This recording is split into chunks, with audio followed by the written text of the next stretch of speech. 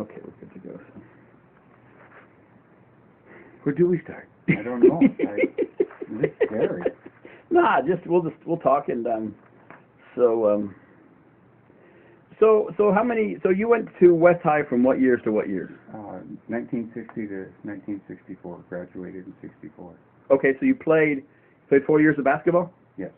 So obviously the last 2 years, 62 through 64, on the varsity. Yes. Your sophomore year? Yes. You played JV, Frosh? What? JV. It was, first year was freshman, second year on the JV. They call it JV team, okay. And then 2 years varsity. So who was your coach on the JV? Dick Mogg. Okay. So was that just for one season or? One season. So and then as your freshman year? Wayne Jensen. Okay. So you're coming up. So let's set ourselves mentally in your junior year. Okay. Okay. So it's your junior year in high school. Yes. Did you anticipate? Did you be on the varsity team as a junior? Yes. Okay. I did. So you were looking for. I mean, so what was your with that? Were you looking forward to playing for Coach Wills? You're not looking forward to playing for Coach Wills? I was looking forward to playing for Coach Wills. I had met him initially when I was 7 years old, and he always had the open gym on Sundays. And when I was in junior high school, every Sunday I was at the gym and so on and so forth. And back in those days, playing basketball, you wanted to play for Mr. Wills at West and Mr. Pesco at Olympic College. Olympic College. Yeah. So were all the coaches doing open gyms at that time? Or was this something that just Coach Wills was doing? Not to my knowledge. East might have been. I'm not sure, but it was well known that Mr. Wills would do it every Sunday, 12 noon, and he'd drive up. There's outside of the gym. It was called the Bowl, and he'd drive around the Bowl, and I think it was a black Buick, and he'd pull up, and there were several of us that we were there at 11:30, 11:45 Sunday morning, waiting for Mr. Wills to come and open up the gym. So how long did open gyms typically go on for? I think about, I know at least 2 hours, but it could have been 2.5, and it might have even been 3 hours. So how did he structure them?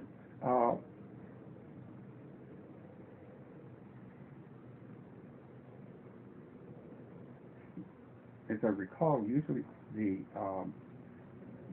old, well, when I was younger, before I became a junior and senior, or even a sophomore, but there were the older guys, and then they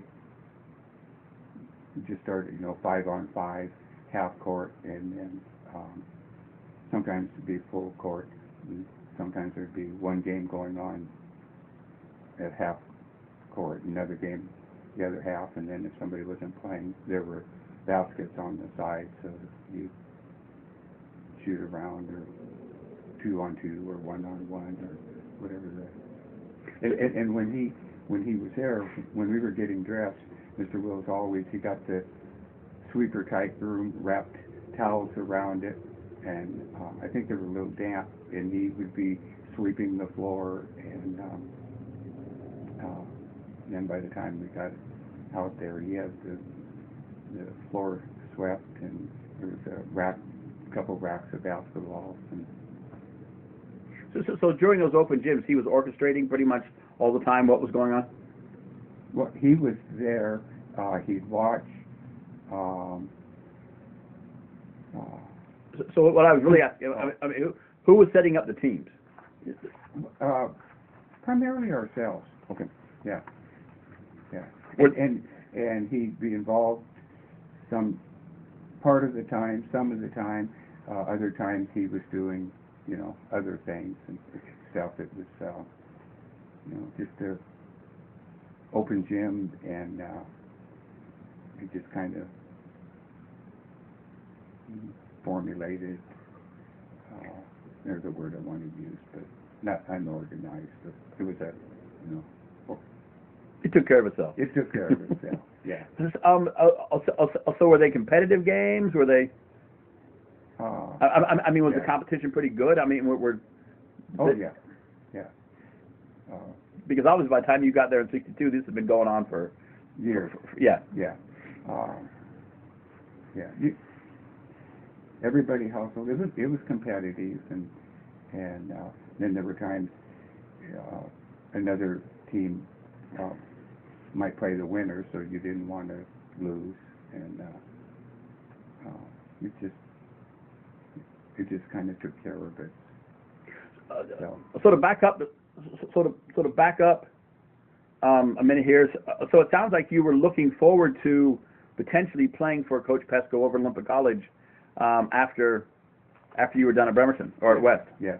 Okay. I like I said, I met Mr. Wills when I was 7 years old, and then my brother Don Atkinson, and when he started working I think in about 1958 with KBRO, and so I used to go with him to the games that KBRO broadcast, and I would keep score. And it was in the 61, maybe 62, and OC had played the University. It was either the Husky freshman or Seattle U freshman in Seattle, and we were on the ferry coming back, and that's when I was introduced to Mr. Pesco. And then same thing happened when I was a senior in high school, when Don Cooley, Mr. Cooley was the coach, and that's exactly how I initially met him as well. But getting back to OC was, that would have been a dream come true to play for both of them. So just a thought that came to me. I mean, there happen to be any of those old play-by-play tapes from KBRO around that you know of? I don't know. Well, when you talk to Don, if you'd ask him, I'm very interested. You know, if any of those old tapes, are available. So it must have been a surprise to you when Coach Pesco died of a heart attack. Oh yeah, that was a big. That was a shock to the whole community. And to all of us, sure. So how did the community react to that? Because that's the question Danny and I have kind of. I mean, he doesn't have any memory of that, but that's. That's a tough one.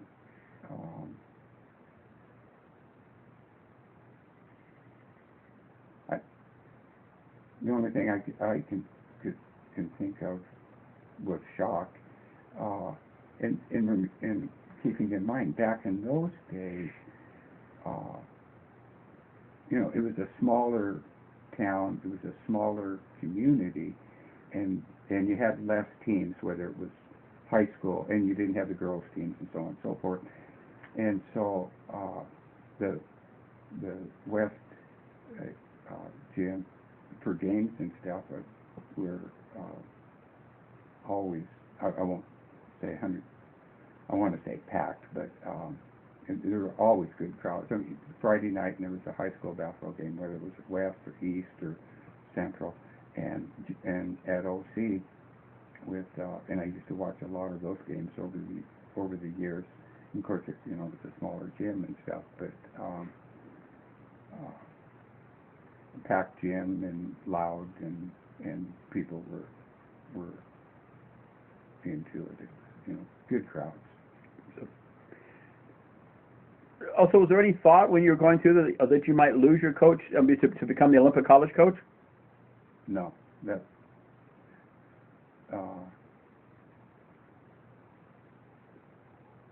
No, not that. You mean after he died?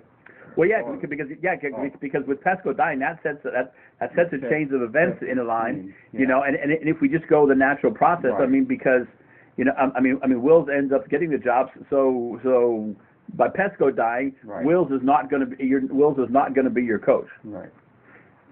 So, what was the question again? I'm sorry. Well, I mean, so was there any conception that you know that Wills might not be coaching at the high school?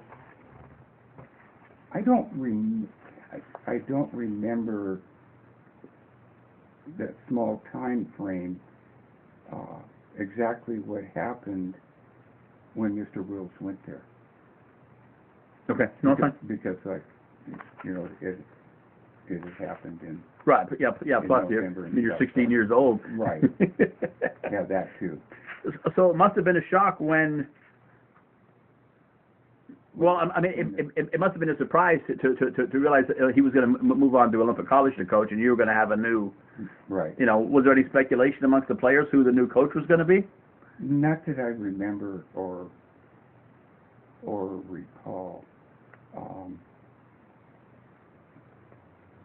I think probably deep inside, everybody just thought Mr. Mogg would become the coach. He was a graduate of Bremerton West High, went to Seattle Pacific, and then came back. I believe he, if I'm not mistaken, taught history and was the JV coach. So I don't recall any talk or any thought that it would be someone else. So it must have been even a bigger shock then when you found out that Coach Wills had died. It was here's how we found out. It was beginning of practice, and we were warming up, and then Mr. Mogg came out, and we were around the free throw line. He gathered us around there, and here's exactly what he said. He said, okay, you guys aren't going to believe this. Practice is over. And I thought to myself, oh, he said, we're not going to believe this because practice was, over. Practice was over. You're not going to believe this. And he paused a second, and he said, Mr. Wills committed suicide. And it was utter shock. And we just turned and we walked off the court in the locker room. And I remember, I personally was stunned and shocked. And Leon Leslie, who was a senior and was one of my best friends, he just broke down and was crying and stuff. And I remember kind of walking slow or standing and Leon walking by just at a fast pace. And locker room wasn't that big. I don't know where he thought he was going, but yeah, it was uncontrollable. And I got in a ride home, and my mom was fixing dinner, and I walked in, and there's a little chair by the door, and usually I just would take my books in the bedroom, but I just dropped them on the chair, and I started walking in the bedroom, and my mom said, don't drop your books there, take them with you. And then I turned around and I told her what happened. Hey, watch your left foot. It's hitting the tripod. So was that the first time that you had dealt with a loss, of that magnitude? Yeah. Yes. So, being that the case, I mean, has it left a impression upon you throughout your life?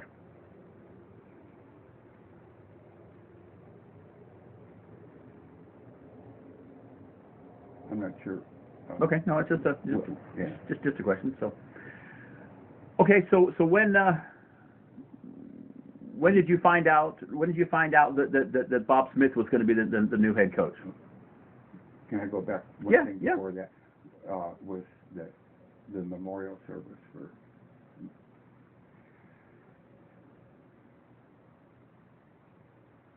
That gym was packed, and it seats, 1,500, 2,000 people, and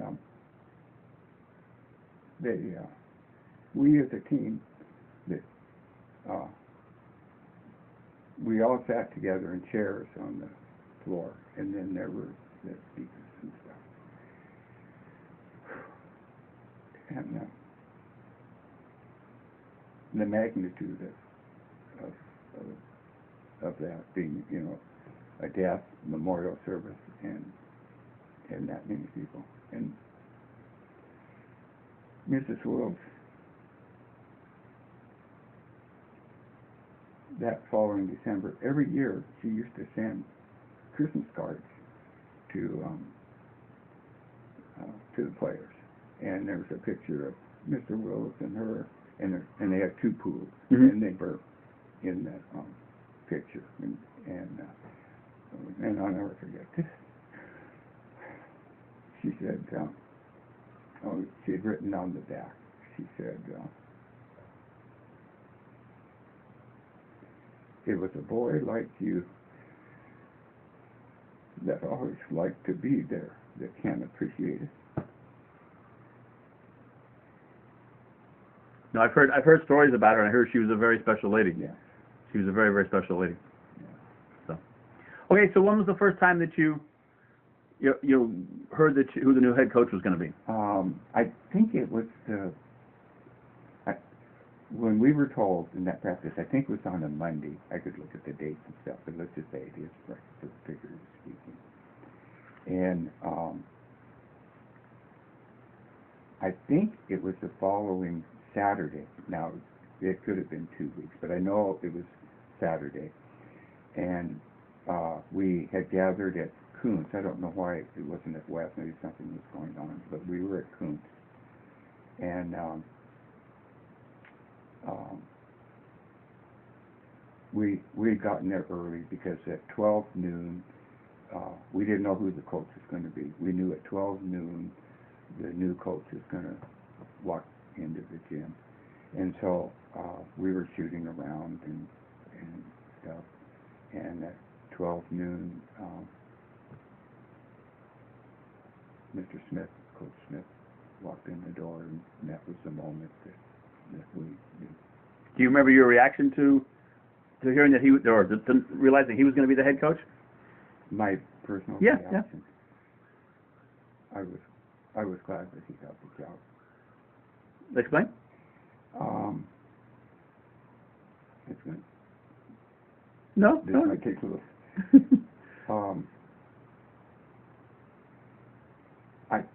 It was going to be a fresh start for me. I knew Mr. Smith. He was my Babe Ruth coach the first year that I played Babe Ruth. So I knew him, and from that, and I knew he ran a golf driving range and things. And I really liked Mr. Mogg. I wasn't sure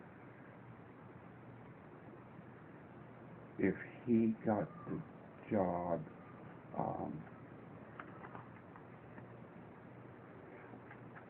don't know if I'll say this and then we can edit this out.